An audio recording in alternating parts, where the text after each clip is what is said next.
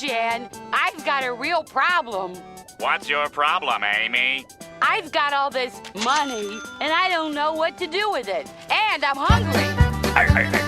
Ahoy, mateys, and welcome coming to from? another episode of I'm Ready, a SpongeBob Squarecast. My name is Captain Eric, and we are continuing our sail through the third season of SpongeBob SquarePants. Welcome aboard to the first half of the 47th episode of SpongeBob SquarePants as seen on TV. This episode first premiered on March 8th, 2002, and it was written by Aaron Springer, C.H. Greenblatt, and Meriwether Williams. Our storyboard artists are C.H. Greenblatt, our storyboard director is Aaron Springer, our animation director is Frank Weiss, and our creative director is Derek Dryman. This is episode 99. We are one away from episode 100 of I'm Ready, a SpongePod Squarecast. And although there will be a actual 100th episode in terms of the sister episode to this one, which is Can You Spare a Dime? I'm not going to break up these two episodes to just do a celebration. We will do a bit of a celebration afterwards. Celebrate, hey, we made it to triple digits here in the Squarecast, and it's really exciting. I love how the show is slowly evolved here and there through the first three seasons, and I continue to think about how I'm going to evolve this show as the seasons go on, because I have to obviously keep myself as entertained as you are, because I mean I have to do this for myself first, and if I'm not having fun, then how can any of you listening have fun? So if anyone out there ever has an idea as far as things they would like to see on the show, for things that I'm doing for videos, anything like that, I always take suggestions, because you never know where one of those suggestions could go. It could just be something that for you might seem like something obvious I could think of, but I have a 40-hour-a-week job, 2 podcasts a week, still a YouTube channel like I'm growing, and planning for streaming and whatnot. There's a lot over here, so if there's ever suggestions from the listeners, those I will always listen to first. So really appreciate all of you out there. As seen on TV, this is actually I don't know, this wouldn't be in my top 5. This might be in my top 10 of the third season, but I love the idea of the Krusty Krab making a commercial, because the Krusty Krab seemingly doesn't need advertisements. They have all of the groundswell of support of Bikini Bottom that they could ever ask for. There is literally no need to advertise the Krabby Patty. It advertises itself. Word of mouth is strong, but just the idea of the production of a Krusty Krab commercial is such a fun concept, and I'm glad they go forward with this. Now, in concept and thought, you may think that, well, with the usual SpongeBob formula, the entire episode must be about creating the episode and the disaster that they end up putting out on television, but this goes in a completely different direction than what you might assume comes out of an episode of SpongeBob SquarePants having to do with the Krusty Krab commercial. But we actually open up with Mr. Krabs on his way to the set of the Krusty Krab commercial. First thing I got to mention here, we get the formal introduction of Mr. Krabs' pet worm, Mr. Doodles. Now, we first saw him walking a pet worm all the way back in Sandy's rocket when he was captured there, but we unfortunately didn't know Mr. Doodles' name or anything really about him. We don't get to see much of Mr. Doodles throughout the show. He's kind of just a side character, a pet for Mr. Krabs to occasionally use if he ever needs one. I like that that in the world the snails are cats and worms are dogs. I gotta say though, regardless on if you're a cat or a dog person, I don't know, are you more of a snail or a worm person? That seems to be more of a logical question. Would you rather have a pet snail, or would you rather have a pet worm? This is a bigger debate than the cat and dog debate, and we need to push this moving forward. So the episode starts out with Mr. Krabs and Mr. Doodles making their way over to the Krusty Krab. They're going to be filming a Krusty Krab commercial, and Mr. Krabs is really excited about this. He says that they never shot a commercial before for the Krusty Krab, which ends up not being true, because according to Truth or Square, back in the 1950s, Mr. Krabs had a commercial out for the Krusty Krab. Now, That is a long time up into 2002, so Mr. Krabs certainly could have just forgotten that he once put out a commercial. But yeah, I find that weird that this was supposed to be their first commercial, and then they ended up retconning it years later to shove one into the 1950s. But yeah, Mr. Krabs is older. Certainly reasonable for him to just not remember doing one decades ago. And of course, Squidward and SpongeBob were not working then, so they of course couldn't correct him if he was walking around saying it was their first commercial ever. And at least hey, it's their first one since the 1950s, so something to be excited over. When Mr. Krabs gets to the set of the commercial, I don't think he was really expecting the level of set that he got. So when I say a set for a commercial, I don't know the amount of people that you would think of in your head, but if I was making a commercial for a restaurant and I had to have a crew, a set to build this on, or at least the restaurant itself being the set, the amount of people being on it, I imagine would have to be at least under 10. I don't know. For a commercial purpose, I like that might more than 10. Of course, depending on the level of shoot, more than 10 people, of course, would be needed. But this is a local commercial being shot, and Squidward has seemingly gone ahead and taking this local commercial is only going to be aired, I'm guessing, around Bikini Bottom, but bringing it to movie level needs as far as equipment and crew is concerned. When Mr. Krabs shows up, there is literally being a movie being shot in front of the Krusty Krab. There is cranes. There are light rigs everywhere. There are cables for sound and for lighting. It literally just, you don't get to see too much of it. It's just kind of quickly there. And Mr. Krabs just goes through this moment with Squidward where he's just flipping out over every little thing that is on this set. Of course, Mr. Krabs, being cheap, wants to keep this on the inexpensive side. And Squidward, being an artist, just wants to throw as much money at the wall. And maybe out of that, he thinks something good will be made. But I don't know. I just feel like when it comes to things like this, of course, you can throw as much money as you can to make a 30-second spot. But is it going to be more effective than something that could cost 10 or 15? I mean, I'm sure we can all think of really cheap, easily made commercials that have either stuck with us or become like super popular nationwide. I mean, we all can think about those commercials or those companies that constantly make commercials that are seemingly easy to make and then just catch on like wildfire. But Squidward is throwing everything at the wall, including spending the money to build a replica Krusty Krab right next to the first one. And if that sounds familiar, it should, because it is, of course, something that they would later do in the SpongeBob SquarePants movie with the Krusty Krab 2. I can only imagine that it's due to Squidward here building a replica Krusty Krab for the commercial right next to the original as being the seeds planted in Mr. Krabs' mind to eventually open up the Krusty Krab 2, a restaurant immediately next to the original. Of course, this set doesn't have the giant like neon 2 with the lights or anything. It's literally just a commercial. It's a gag to show how much money Squidward is wasting here.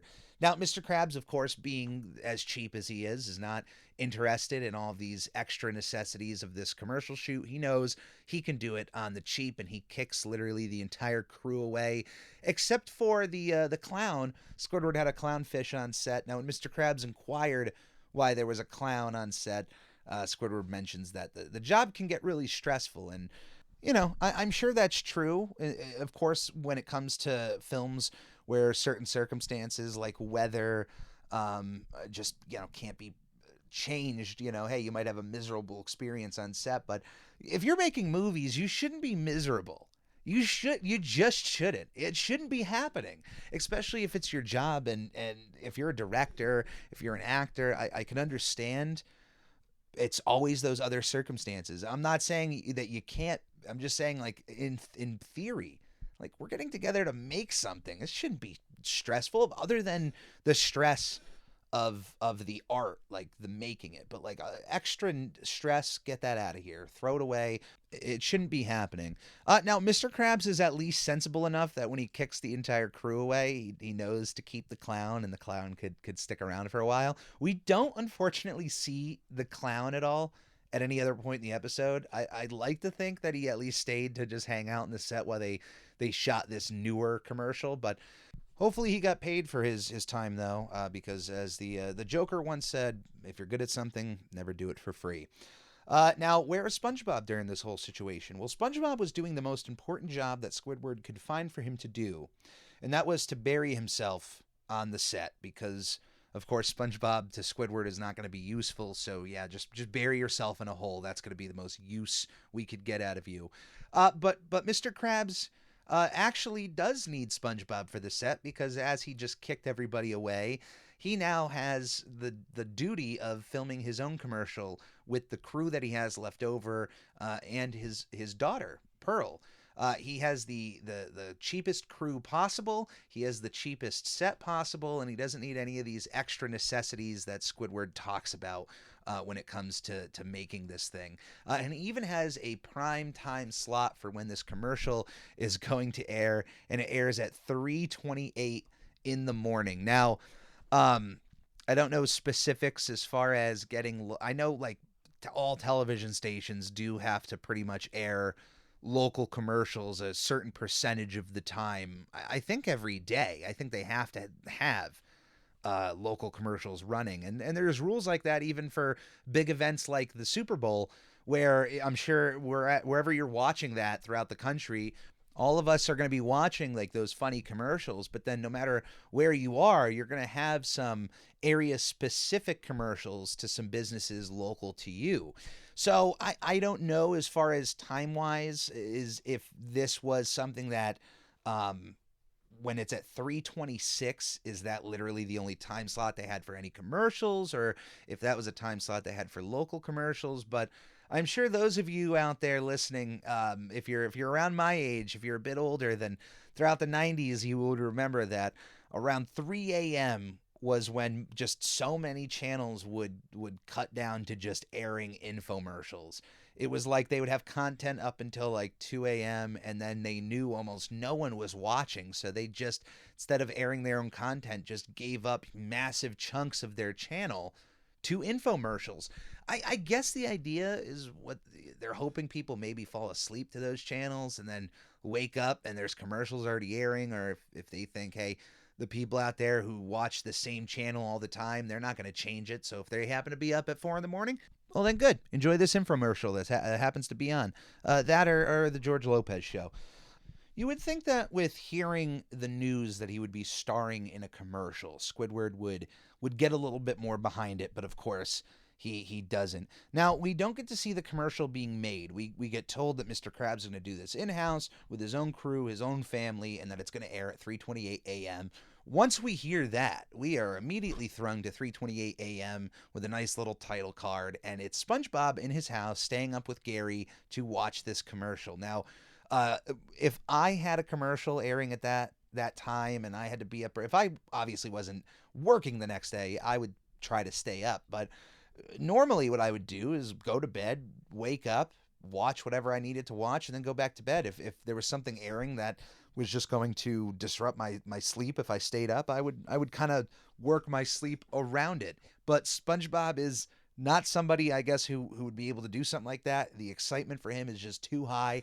I don't even know how he was able to get to bed afterwards, after watching that commercial. But what we get is the official Krusty Krab commercial, which is, of course, super cheap looking. It's kind of lame. It's a little corny, but of course, as fans of SpongeBob SquarePants, like, we see a commercial like that and it's hilarious. It's super funny. I don't know in the world of Bikini Bottom how well this advertisement would do for those maybe on the fence about eating at the Krusty Krab, but the commercial opens up with Pearl and Squidward in a blonde wig as the characters Amy and Jen. And Amy and Jen have a problem because they have all of this money and they have no idea where to spend this money at. They just have this pile of cash, and the laughter of Mr. Krabs is heard. off in the distance before he magically appears in between Amy and Jen to show them the answer to their problems. Now, I love the overacting of Pearl and Squidward here. Or I mean, Squidward's not overacting, but I mean Pearl is giving it that A+, that classic like corny, just bad local commercial, the one that was clearly done in like 15 minutes. They didn't do a second pass, and then everything was just thrown together. I love the idea here that Mr. Krabs is like, if you have a problem where you need to spend your money, like Mr. Krabs is going to show up out of nowhere to tell you. But the fact that they know who he is, like when he comes in out of the smoke, they're like, Mr. Krabs, oh my goodness. Now, if they know who he is, how would they not know where to spend their money? Just a question I got to ask.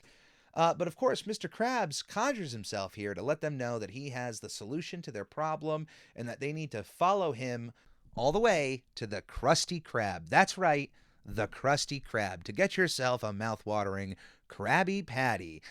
To which Jen replies, "What's a Krabby Patty?" Why, it's only the most mouth-watering, appetizing food in the 7 seas!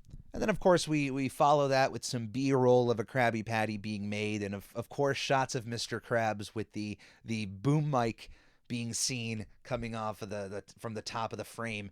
Now, this is where SpongeBob gets really excited, because in these scenes of the Krabby Patty being made is, of course, being made by SpongeBob. But this is a very Mike Wazowski type situation, because although SpongeBob cannot be seen on camera as far as his face is concerned, it's like a part of his body or his arm, SpongeBob is not realizing that he's not fully being seen, but it's just the fact that a portion of him is on a commercial on television. He is through the moon. And of course, if you have seen Monsters Incorporated, or I believe they keep that joke going in other ways, like on Disney Plus. But if you know of the joke, the ongoing joke of that, Mike Wazowski constantly being blocked by the Monsters Inc. logo or various other things on magazine covers, on DVD covers. It's a joke that like continually happens. And it's great. It's a great ongoing joke. And I love that energy here that SpongeBob, just like Mike, is like, it doesn't matter that he's blocked off where other people would see that and go, hey, hey man, sorry, you weren't really seen. Like it just, the fact that he's there, he can tell that he was on television. He's through the moon about it. But this is where the episode takes its turn. Now we have SpongeBob going into work fully in the mindset that he is a famous actor, or that he's just well known. To be fair, though, this all is caused by Old Man Jenkins, who stops SpongeBob on his way to work in the morning after recognizing him on television. But the twist here is that Old Man Jenkins recognizes the box of yellow bran flakes in front of him because he's elderly and has terrible eyesight, and SpongeBob assumes that he saw him on the Krusty Krab commercial, and just now he is a celebrity. SpongeBob takes this one interaction with Old Man Jenkins and goes into the Krusty Krab with an inflated head bigger than one Mrs. Puff would have after a car accident. Every single customer interaction, every single interaction with either Squidward or Mr. Krabs, SpongeBob, there is this just shade of delusion in front of him that he is now just a world famous actor and that everybody is just at his whim. A guy opening the Krusty Krab's front door is now somebody opening the door for SpongeBob, and that he's flattered by that. Somebody asking for a napkin is now asking for SpongeBob's autograph, and you can see how this just snowballs and continues to go on moving forward throughout the episode. So yeah, we get those two incidents. We get the customer at the door, we get the customer with the napkin. SpongeBob, then I love how he gives the napkin, which when SpongeBob asks who he should write it out to, he thinks he's signing an autograph. The customer says, "To my tail fin," which I don't know if he has a tail fin, but SpongeBob graciously writes that, which is supposed to be kind of like an insult. Then he hands that autograph over to Squidward. because the customer walks away and now he's left with this autograph. And when he assumes Squidward is asking for an autograph now, he decides to hand that off. I think it's really funny that Squidward gets the to my tail fin part, and he actually looks back to double check if he actually has a tail fin. Like that made me chuckle a lot this time around. But now everything SpongeBob is doing, from mopping, cleaning the bathrooms, he hears like one thing a customer says and then takes off in the direction as if he assumes what he heard. And he doesn't ever let them finish, because if he actually like fully listens to the customer, he would realize that they're not asking for his autograph. They don't care that he was on television. They don't know he's a celebrity. He's just a guy working at the Krusty Krab, and they're trying to get their food and get on their day. So we get a lot of these little moments where SpongeBob assumes the wrong thing and then just kind of goes off a little bit on his own. Like when some kids are looking for ketchup, he's assuming that they're looking to take pictures of him, and he's posing. And it's actually, of course, getting in the way of his work, because every job Mr. Krabs sends him over to, he just ends up kind of goofing off and pretending he's like a world-famous actor. Now, while he's cleaning the bathroom, two fish are speaking outside as they're walking in about a actor that they saw on TV last night, Glandy McPinkfish, who they saw on Flounderman. And see, this is where the issue with SpongeBob goes in. He misses that part. To his credit, though, he didn't really have a point to not listen to that, as that part of the conversation happened outside of the bathroom.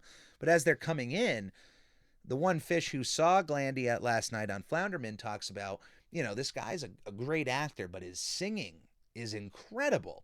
SpongeBob hears that part and immediately thinks, well, my acting career has come to a close, and now it is time for me to start my singing career, because they have acknowledged my acting and they're telling me I'm a great singer. So we probably my favorite scene in this entire episode is SpongeBob going into Mr. Krabs' office in the most pompous, like snobby, actorish way you could think of. Like if you were to think of an actor who is just really full of themselves, this performance of SpongeBob right here is that.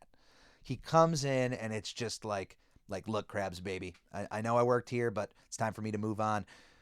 Decides to quit his job at the Krusty Krab for his singing career. And Mr. Krabs' response throughout this entire thing is to just completely ignore SpongeBob.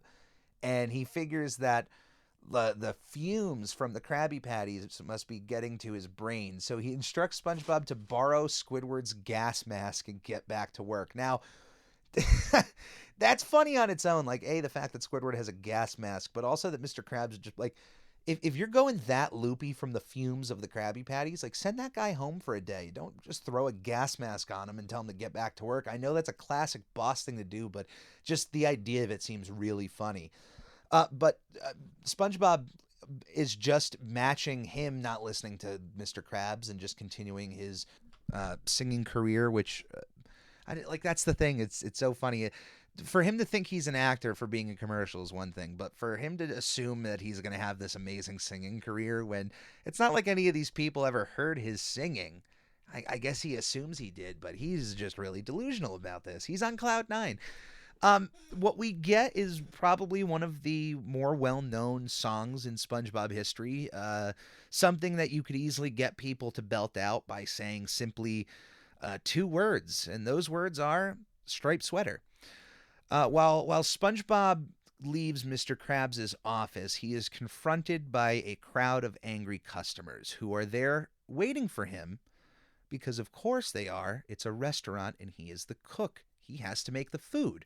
But SpongeBob, being in his delusional ways right now, he assumes that these people were waiting for him because he's a world-famous actor. Why else would they be waiting for him?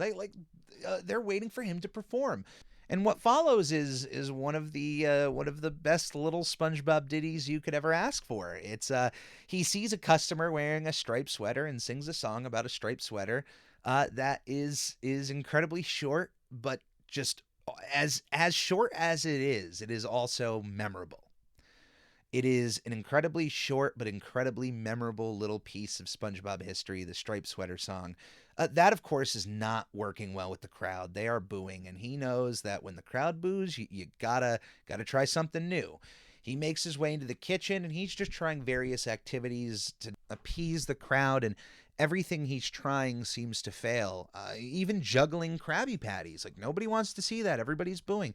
He really doesn't know how to get these people to cheer for him until a patty falls off onto the grill and starts grilling, and the people then admit, they immediately go from being hangry to super happy.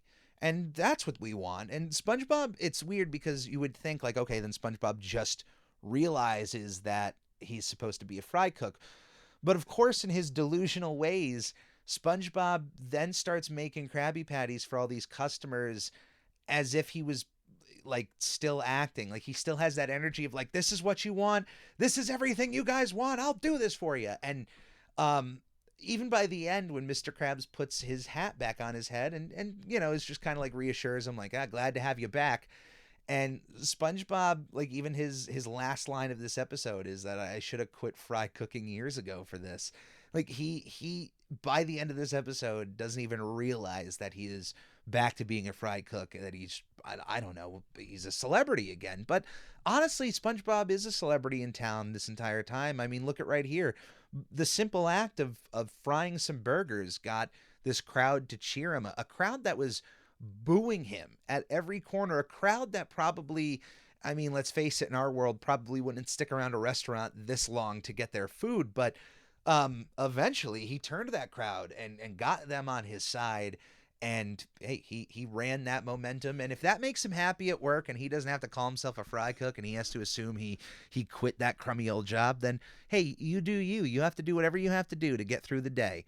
If you have a bad job, then yeah, whatever mindset you have to put yourself in is what you have to do to get through that.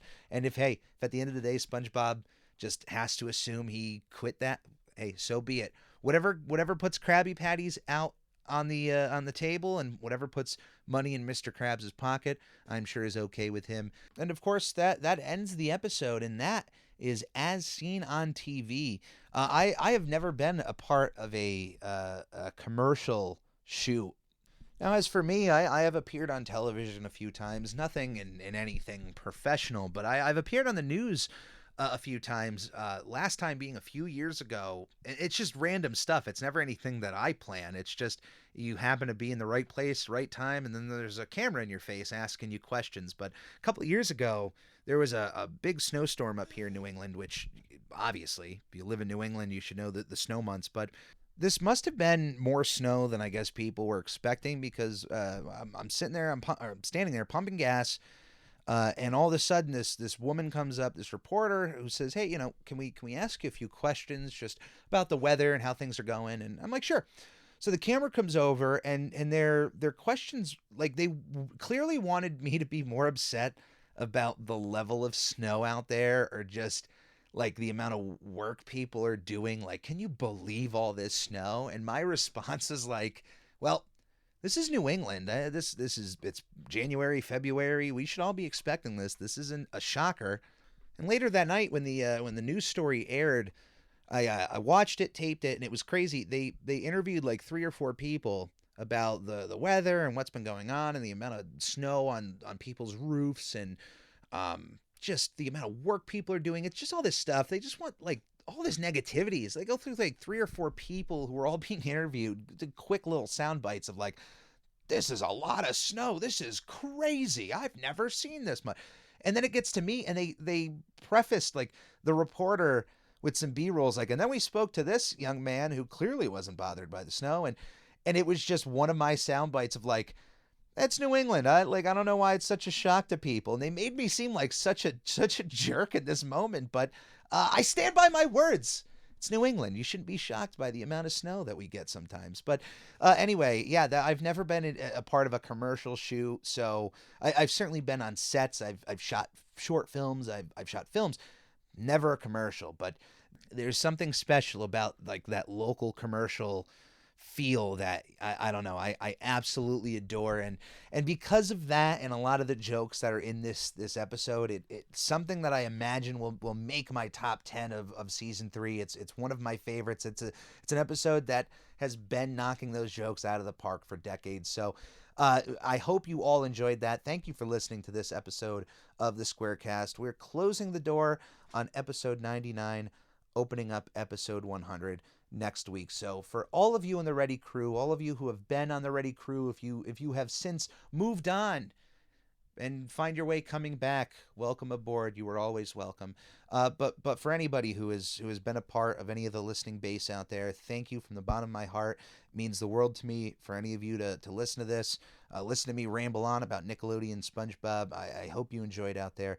As always, if you ever have any questions or suggestions for the show, you can find me at any of the social media links in the podcast description below. I am active on there. I may not post all the time, but I am on there.